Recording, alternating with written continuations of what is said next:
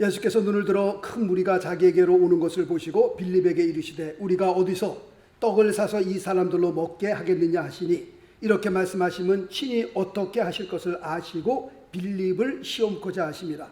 빌립이 대답하되 각 사람으로 조금씩 받게 할지라도 200데나리온의 떡이 부족하리이다. 제자 중 하나 곧 시몬 베드로의 형제 안드레가 예수께 여짜오되 여기 한 아이가 있어 보리떡 5개와 물고기 2마리를 가졌나이다. 그러나 이것이 이 많은 사람에게 얼마나 되겠사옵나이까. 예수께서 가라사대 이 사람들로 앉게 하라 하신대 그곳에 잔디가 많은지라 사람들이 앉으니 수요가 5,000쯤 되더라.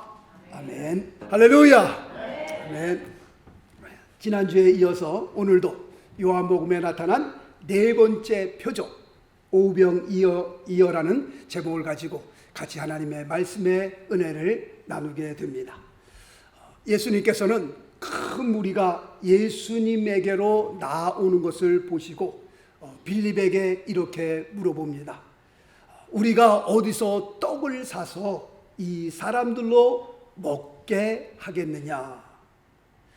사실 이런 허벌판에는 떡가게 없습니다.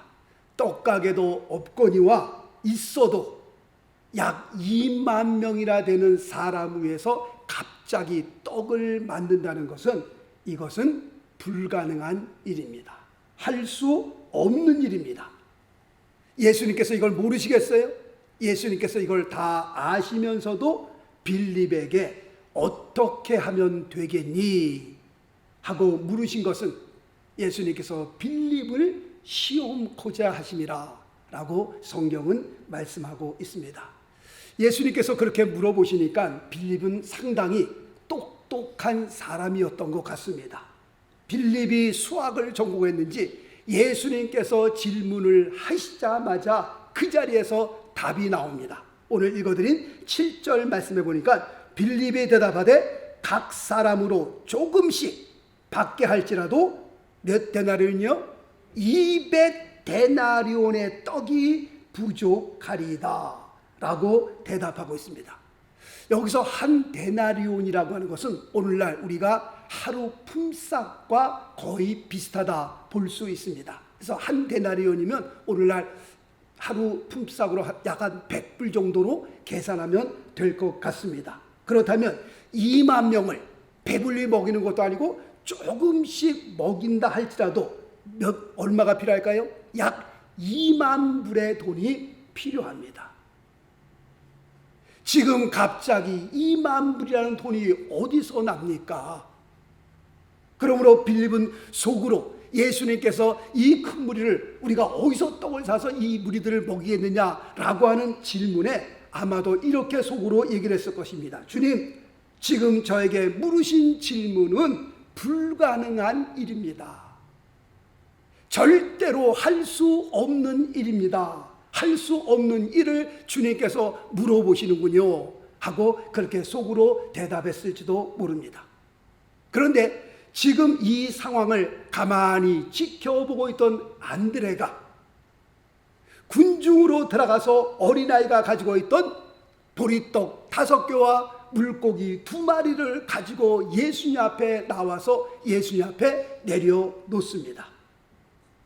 지금 안드레가 행하는 이 장면을, 이 모습을 우리가 보면서 조금 한심해 보일 수 있습니다.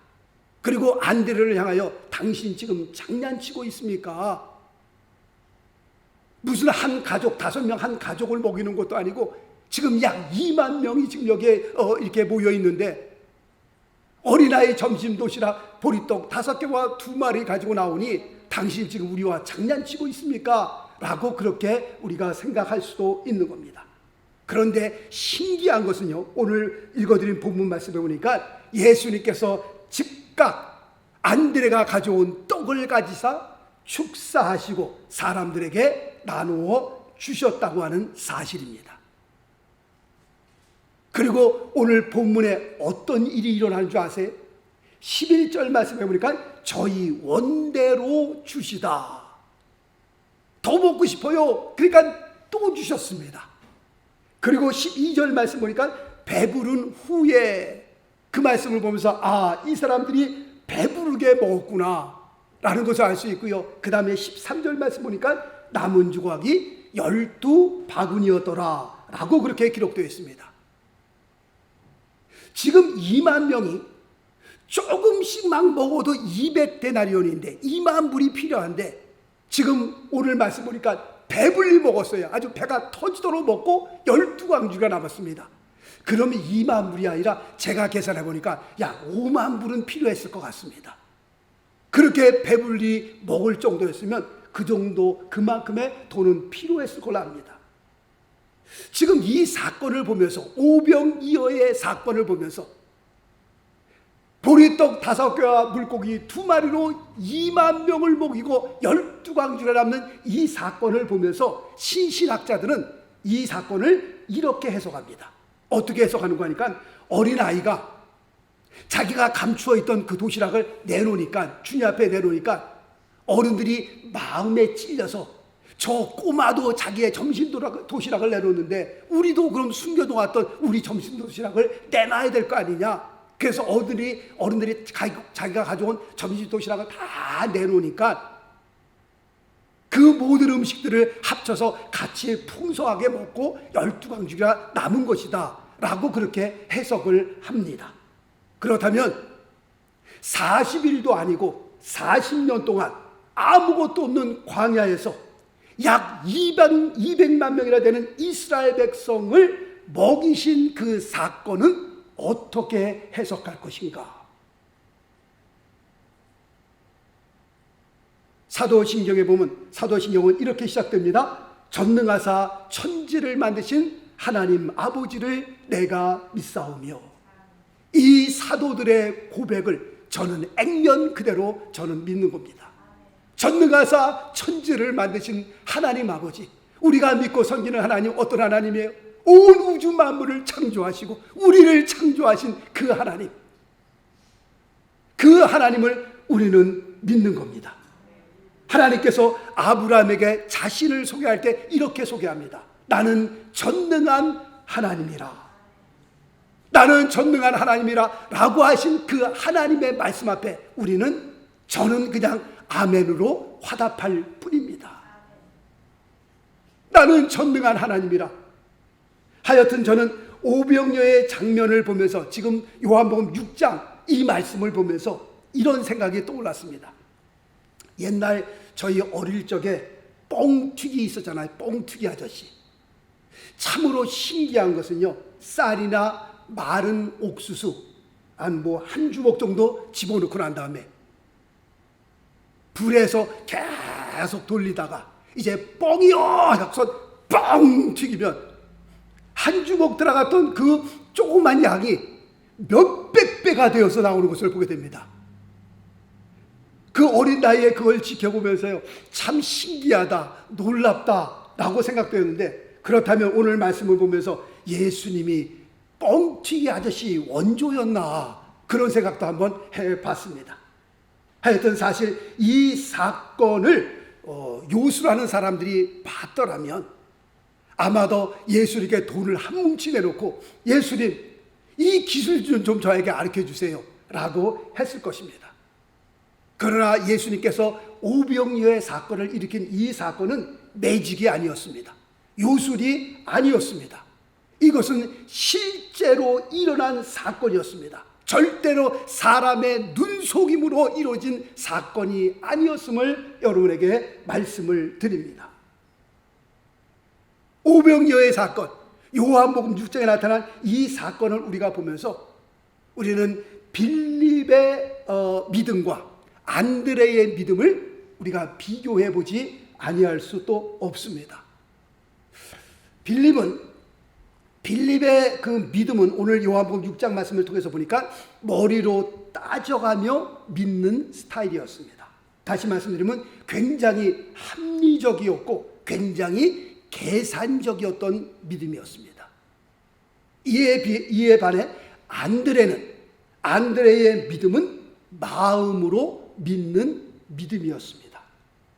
그러므로 안드레의 믿음을 보면 조금은 바보스러울 수도 있습니다. 안드레의 믿음을 보면 사람들이 이해하지 못할 수도 있습니다. 그래서 아마도 회사 면접 시험을 보게 되면 제가 믿기로는 빌립은 100% 합격하고 안드레는 100% 불합격했을 것입니다.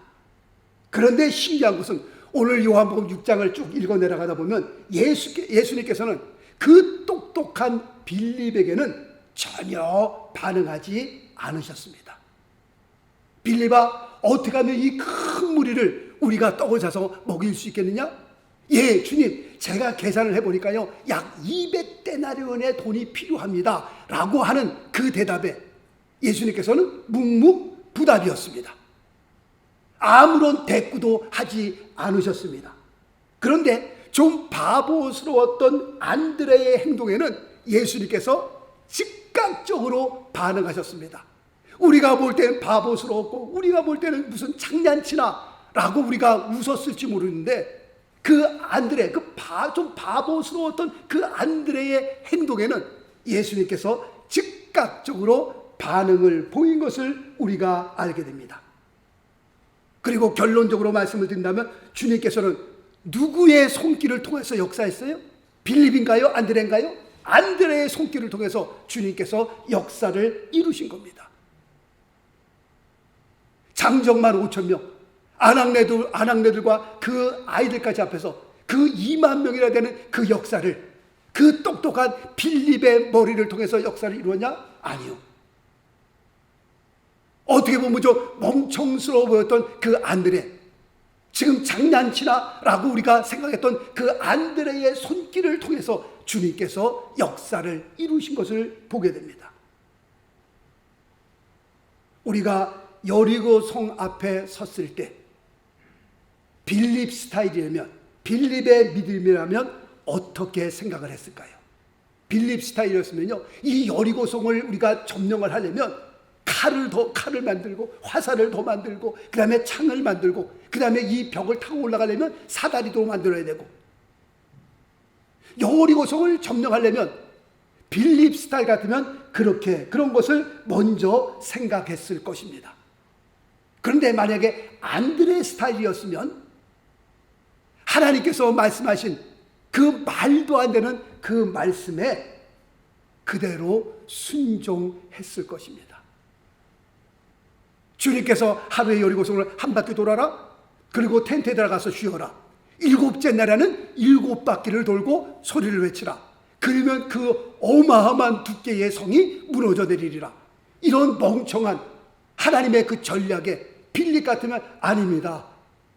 이렇게 해서 무슨 우리가 이 여리고성을 점령할 수 있겠습니까? 계산하고 따졌을 것입니다. 그러나 안드레 스타일은 하나님의 그 말씀 앞에 그대로 순종하여 하루에 한 바퀴씩 돌고 텐트에 가서 쉬고 7째 날에는 7바퀴를 도는 그런 믿음으로, 그런 행동으로 했을 것입니다.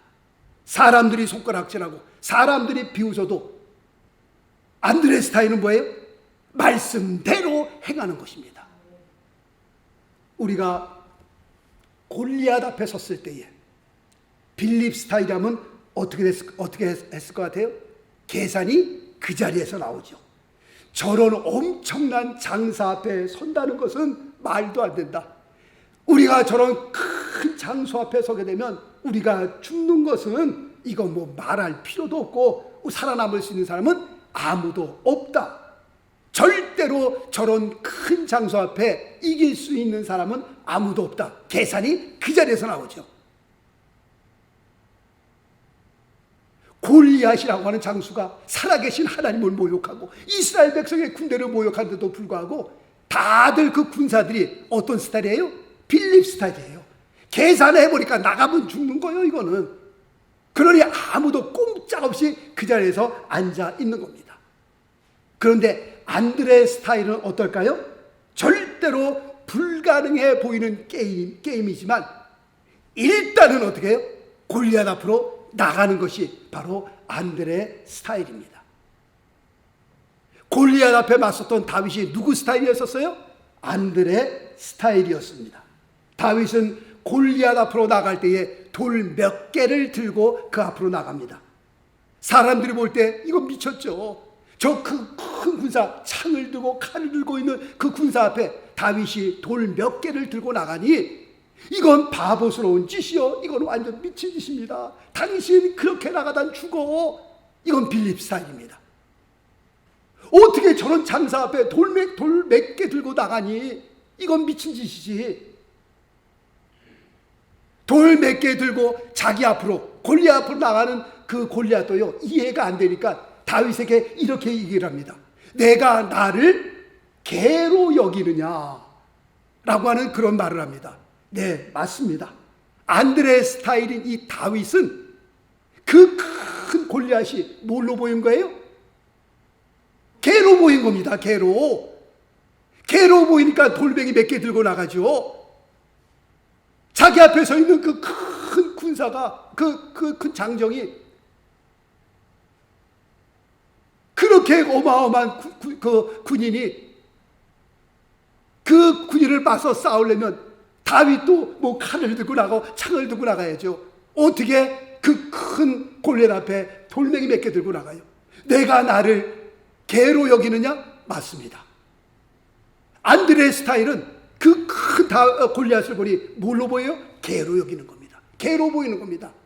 그래서 다윗이 돌멩이 몇 개 들고 와서 그 큰 골리앗을 무찌르잖아요. 살아계신 하나님을 모욕하고 하나님의 군대, 이스라엘 군대를 모욕한 그 골리앗, 때로 눕힌 것도 모자라서 뛰어가서 골리앗 칼을 빼서 그 목을 잘라 그 머리를 들잖아요. 이스라엘 백성의 함성과 함께 그날 전쟁은 이스라엘이 블레셋을 이기는 역사를 기록하고 있는 겁니다. 예수님의 또 다른 제자 도마라고 하는 사람이 있었습니다. 이 도마가 또 누구 스타일이냐면 빌립 스타일이었습니다. 도마가 뭐라고 고백합니까? 자, 말씀 볼까요? 요한복음 20장 25절 말씀해 보니까 다른 제자들이 그에게 이르되, 도마에게 이르되 우리가 주를 보았노라 하니 도마가 가로되, 도마가 뭐라고 얘기합니까? 내가 그 손의 못자국을 보며 내 손가락을 그 못자국에 넣으며 내 손을 그 옆구리에 넣어보지 않고는 믿지 아니하겠노라 하니라. 뭡니까? 철저하게 계산해보고 따져보고 맞으면 믿겠다는 겁니다. 내가 예수님의 그 못자국 난 손, 옆구리에 창 찔린 거 다 만져보고 내가 이거 맞구나, 그러면 믿겠다는 겁니다. 이게 빌립 스타일입니다. 그런데 성경에 보면 아브라함이라고 하는 사람이 나옵니다. 이 아브라함이라고 하는 사람이 안드레 스타일이었습니다. 너무 길어서 제가 기록을 못했는데 로마서를 한번 가볼까요? 로마서를 펼 수 있는 분은 로마서를 좀 펴면 감사하겠습니다. 로마서 4장 말씀을 한번 가봅니다. 로마서 4장. 로마서 4장은 신약 243페이지입니다. 로마서 4장 18절 말씀부터 22절까지 한번 봅니다. 로마서 4장 18절로 22절까지의 말씀. 찾지 못하시는 분들은 잘 들으시기 바랍니다. 아브라함이 바랄 수 없는 중에 바라고 믿었으니 이는 내 후손이 이같으리라 하신 말씀대로 많은 민족의 조상이 되게 하려 하심을 인함이라. 바랄 수 없는 중에 바라고 믿었다. 무슨 말입니까? 19절에 설명합니다. 그가 100세나 되어, 아브라함이 100세나 되어 자기 몸에 죽은 것 같음과 그의 부인이죠, 사라의 태에 죽은 것 같음을 어떻게 해요? 알고도 아브라함과 사라 애를 낳을 수 있어요, 없어요? 없습니다.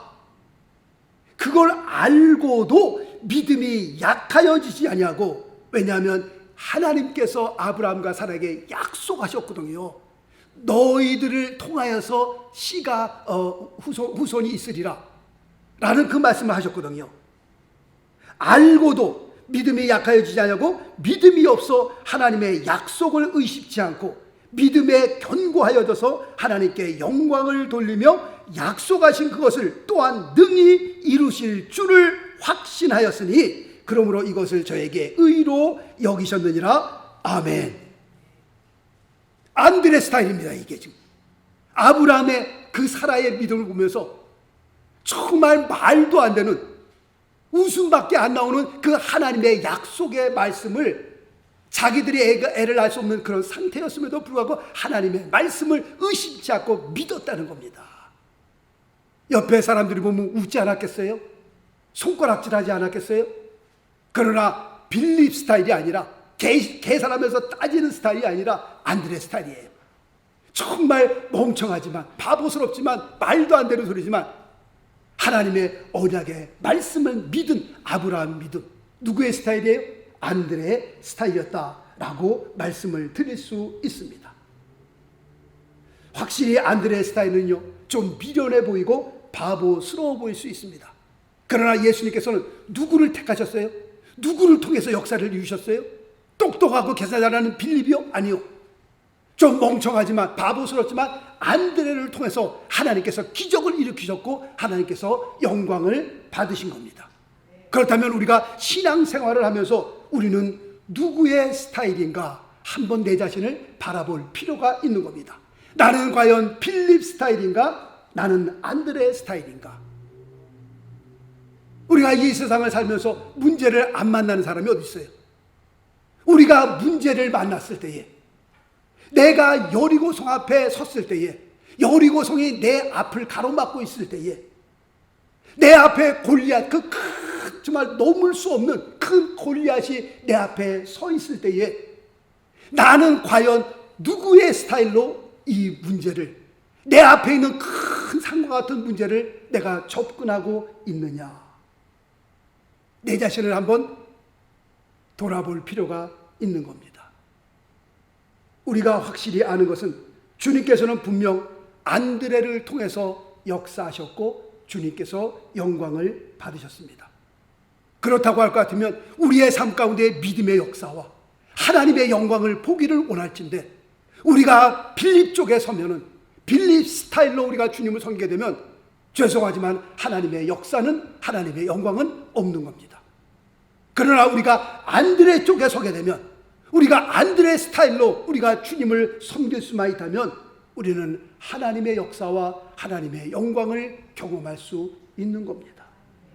우리는 히브리서 11장을 믿음장이라고 합니다. 히브리서 11장에 나오는 그 믿음의 사람들을 한 사람 한 사람 한 사람 쭉 우리가 공부해 내려가다 보면 이 사람들이 다 누구의 스타일이었느냐? 안드레의 스타일이었습니다. 정말 말도 안 되는 그런 상황 가운데에서 안드레 스타일, 세상 사람들이 보면 좀 멍청해 보이지만 그럼에도 불구하고 하나님의 언약의 말씀을 붙들고 앞으로 나아가서 말도 안 되는 역사를 이루었던 사람들이 다 누구 스타일이었느냐? 안드레 스타일이었습니다. 그래서 가끔 제가 말씀드리잖아요.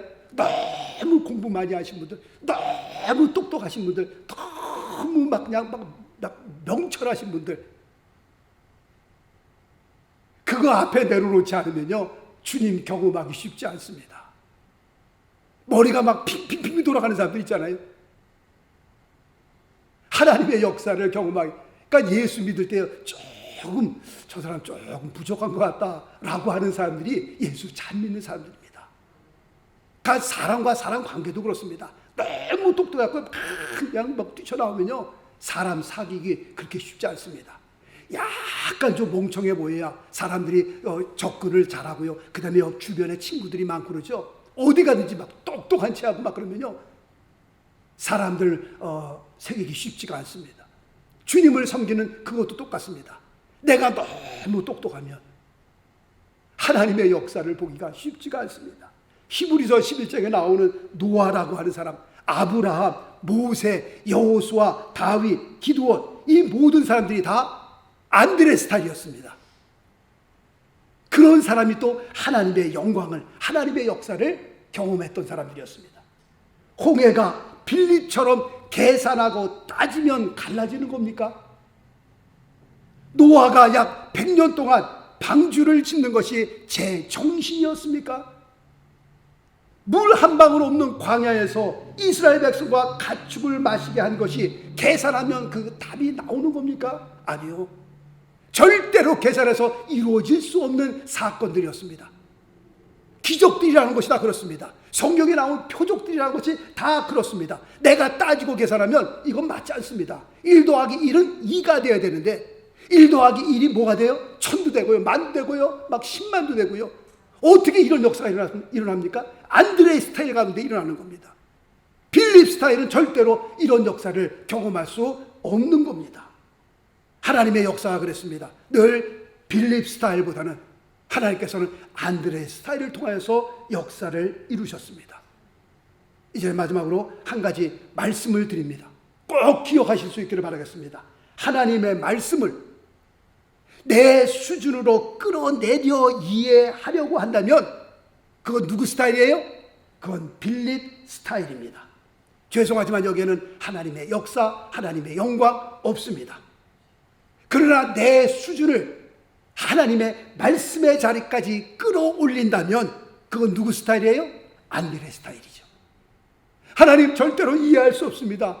하나님 내게 말씀하신 이 말씀 제가 행할 수 없습니다. 이렇게 살다가는요 세상에서 죽습니다. 망합니다. 어떻게 이렇게 살아? 이 21세기에. 그건 빌립 스타일입니다. 말도 안 되는 말이지만 그럼에도 불구하고 아멘하여 우리가 순종한다면 그건 안드레 스타일인데 거기에 하나님의 역사가 있는 겁니다.